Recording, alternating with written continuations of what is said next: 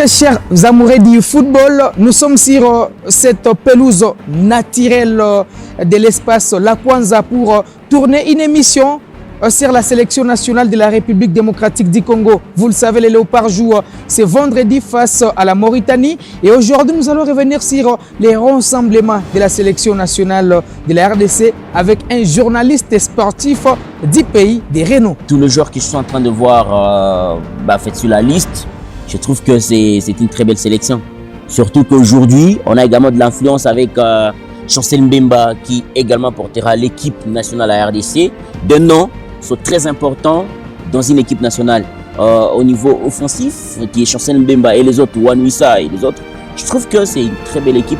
Et moi, en tout cas, je suis optimiste pour ce match-là qui va se jouer au stade du Tout-Puissant Mazembe.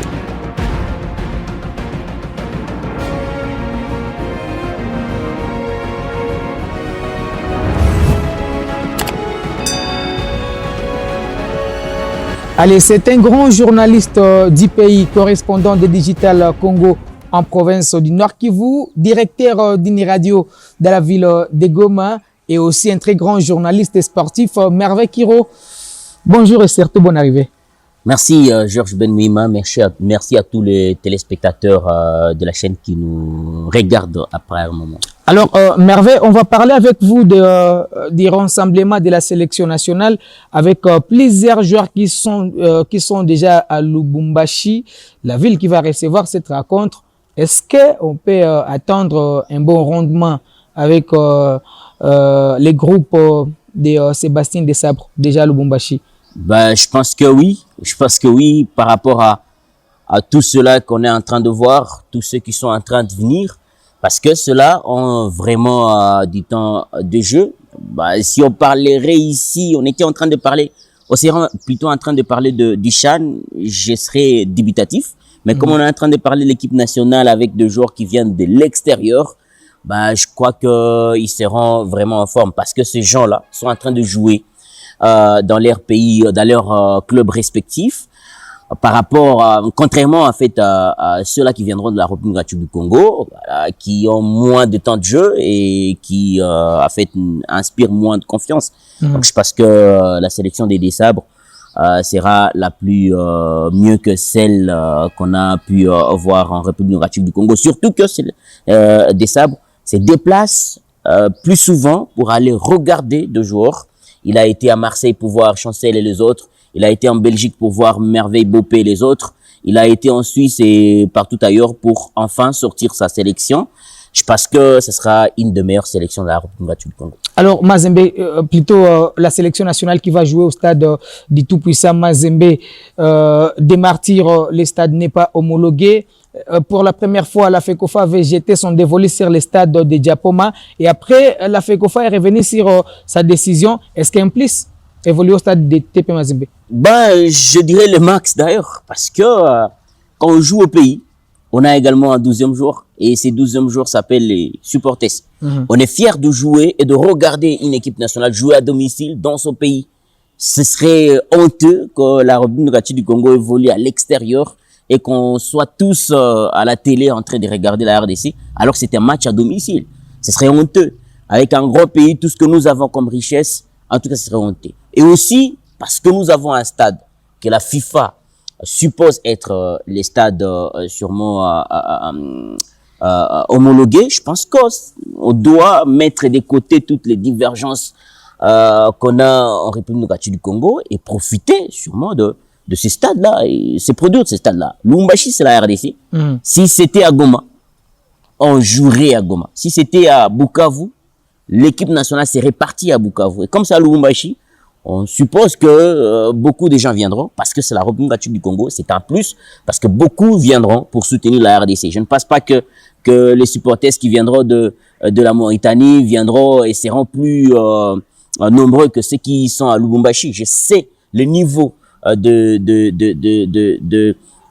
d'amour sûrement à l'équipe nationale quand le supporters qui sont à Lubumbashi et j'espère qu'ils viendront nombreux à soutenir l'équipe nationale de la République du Congo. Je suis content que ce soit à RDC. Alors, sur la sélection, est-ce qu'il y a des joueurs que Sébastien Desabre a un petit peu oublié, ou il a retenu les joueurs qui méritaient cette sélection? Moi, je pense qu'il a sélectionné la plus belle équipe. Hein.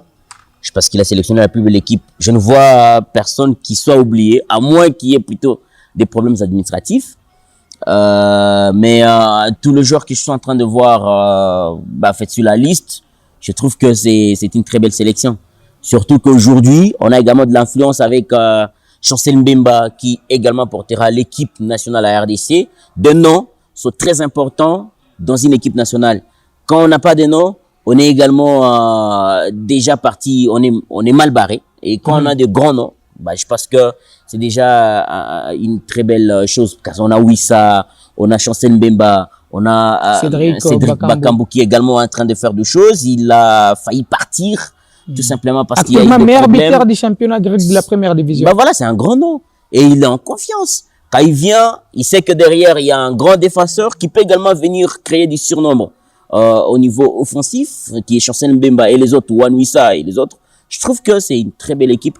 Et moi, en tout cas, je suis optimiste pour ce match-là qui va se jouer au stade du Tout-Puissant Mazembe. Alors, certains joueurs arrivent pour la première fois. Desilas Kantompa, en passant plutôt par Joris Kayembe, Gaëta Laurent, William Balikwisha qui était tenté par la Belgique. Sébastien Desabre, est-ce qu'un entraîneur qui est venu faire la réforme est dans cette sélection où les Congolais veulent un petit peu partir vite en besogne, puisqu'on parle également de la cellule de communication qui fait un travail impeccable jusque-là? Je vais peut-être revenir sur la cellule de communication de la FECOFA, mais je trouve que il y a des choses qui sont en train d'échanger un tout petit peu. Je ne sais pas si c'est une pression, c'est dû à une pression ou c'est juste que la FECOFA s'est rendu compte qu'il y avait des choses qui ne se faisaient pas bien et qu'il fallait rectifier. Mais tout part d'un sélectionneur qui se veut être le patron de la sélection. Et c'est Desabre qui vient révolutionner les choses. Lui d'abord se déplace. Quand il sait qu'il y a un joueur qui va jouer dans une équipe, dans un club en Europe ou tel pas, il va regarder. Il a été même avec les joueurs évoluant au pays pour voir les joueurs locaux, comment est-ce qu'ils se débrouillent. S'il y avait les championnats, je suis sûr que ces sélectionneurs-là seraient également partis dans différents coins, dans différentes villes pour voir comment est-ce que les joueurs sont en train de se produire sur les terrains. C'est ça, en fait, le rôle d'un sélectionneur. Le sélectionneur, ça ne reste pas dans une ville, dans un pays, dans son pays d'origine. Les sélectionneurs, ça se déplace, à voir comment ça se passe également sur le terrain. Et je pense que Desabre a réussi sur ce point-là. Alors, sur le point organisation, on a eu également des lettres suspendant certaines personnes. Moi, je félicite parce qu'il y a des gens qui bloquent le football aujourd'hui. Et s'il y a des gens qui découvrent qu'il y a des gens qui sont en train de faire du blocage, qui sont en train de mettre des bâtons dans le roue pour que le football de la RDC ne puisse pas évoluer, ces gens-là doivent être écartés. Et quand vous vous rassurez que ces gens-là sont écartés, vous vous dites, nous faisons notre organisation, nous seuls. Ça veut dire, l'échec, nous l'assumons. La réussite, nous l'assumons. Et que, voilà, quand il y a échec, on commence à se jeter de balles. C'est Ben qui a fait ceci. C'est le président de la FECOFA, c'est le président de la NAFOOT. Non. Quand nous faisons l'organisation, que nous soyons sûrs que nous sommes tous sur la même ligne, que nous soyons sûrs que nous tous, nous avons préparé cette sélection-là, nous tous, nous allons réussir. Si nous allons échouer, que nous échouons tous. Ça veut dire que même la communication de la FECOFA, j'ai trouvé qu'elle a été également conscientisée pour dire, écoutez, c'est l'image de la RDC que vous véhiculez. C'est-à-dire, si vous le faites d'une façon amateur, ce sera la RDC qui sera jugée d'amateur. Donc, j'ai trouvé également que la sélection, la communication, elle est très bonne, surtout la communication visuelle. Et je trouve que c'est bien parti pour cette double confrontation. Alors, face à la Mauritanie, vous êtes trop optimiste chez les Léopards de la République démocratique du Congo. Vous misez sur les renforts, les sélectionneurs nationaux ou les habitués de cette équipe?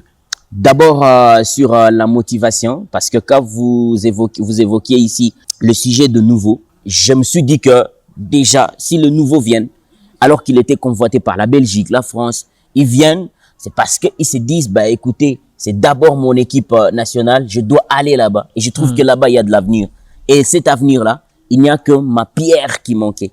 C'est-à-dire, il vient mettre de la pierre à l'édifice pour essayer un peu de reconstruire cet avenir qui malheureusement a été éparpillé. Et je trouve que ces nouveaux-là vont venir apporter un plus avec des Asiens qui sont habitués à la sélection nationale. J'ai dit, il faut des grands noms associés à des novices pour faire une grande équipe.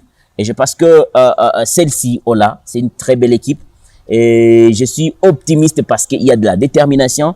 Il y a la FECOFA qui a été consciente et qui a écouté surtout le peuple. Surtout le peuple. Parce que quand on a décidé de délocaliser le match et de le mettre à l'extérieur, voilà, au stade Japoma, c'était un manque de respect pour la RDC. Et quand tout le monde s'est levé pour dire, écoutez, nous ne sommes pas d'accord. Il y a également Wanouissa qui a dit, on n'est pas d'accord avec ça. Beaucoup de joueurs de la sélection nationale ont manifesté également cette désapprobation. Je trouve que ça a été une très belle option prise par la Fédération congolaise de football d'accepter de revenir à Lubumbashi pour jouer le match et de mettre de côté les divergences, je vous l'ai dit, politique, dire bah voilà, c'est un stade construit par Moïse Katumbi, je m'en fous qu'il soit de l'ensemble. Moi, je ne parle pas de la politique ici, je parle du sport. C'est quelqu'un qui a construit un stade pour le Congolais et on doit jouer là-bas, au stade du tout-puissant Mazembe. S'il choisit par exemple des matchs qui concernent la République démocratique du Congo, si c'est à Goma et que c'est Georges Ben Mouma qui a acheté le stade et qu'il soit de l'opposition de la majorité, on doit jouer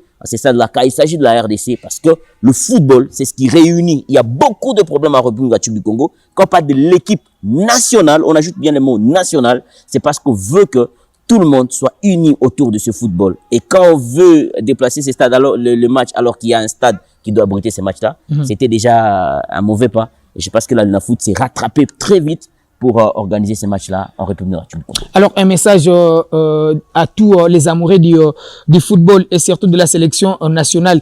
Aussi, jusque-là, par les rendements des différentes équipes nationales, les I-17 éliminés dans les tournois de l'INIFAC, les I-20 éliminés dans cette même compétition, les I-23 éliminés suite au dossier Arsène Zola qui a refait surface, les Léopards Chan éliminés et désillusionnés puisque les Léopards n'avaient marqué plutôt un moindre but. Les Léopards seniors qui ont fait un très mauvais départ, des défaites consécutives respectivement face au Gabon et au Soudan.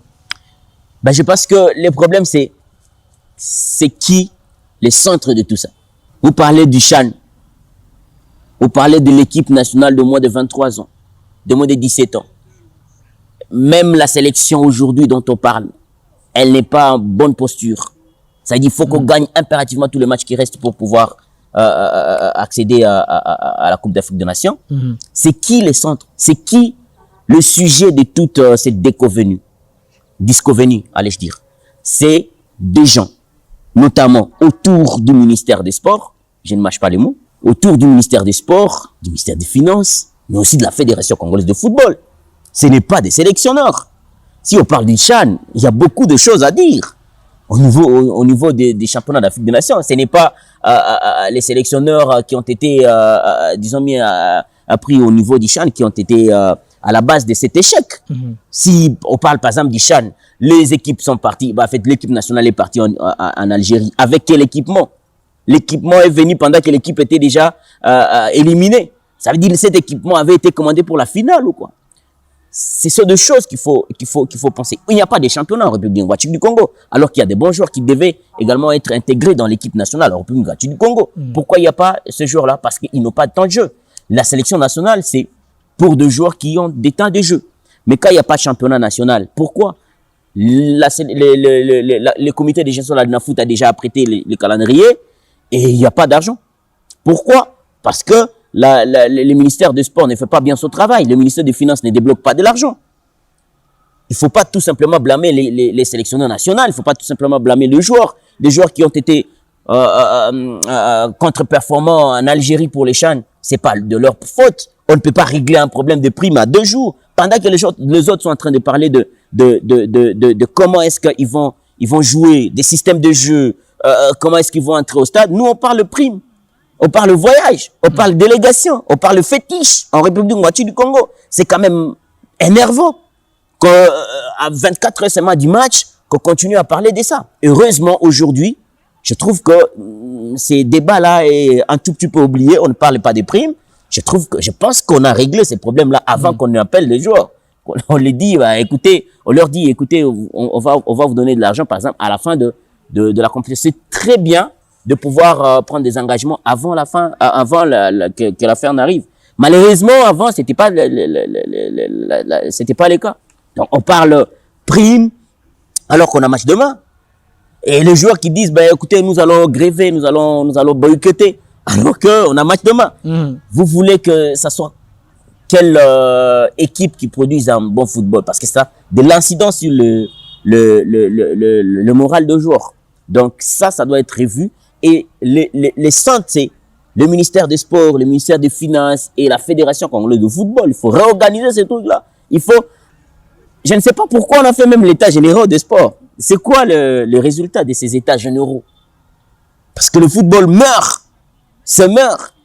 Alors qu'on a eu des états généraux en République démocratique du Congo, beaucoup d'argent a été déboursé. Des gens ont fait des déplacements, des gens ont discuté autour du sport. Les résultats, il n'y en a pas. Allez, merci beaucoup Merveille. C'était un plaisir pour nous de parler surtout de la sélection nationale qui joue un match très important le vendredi face au Morabitoun de la Mauritanie.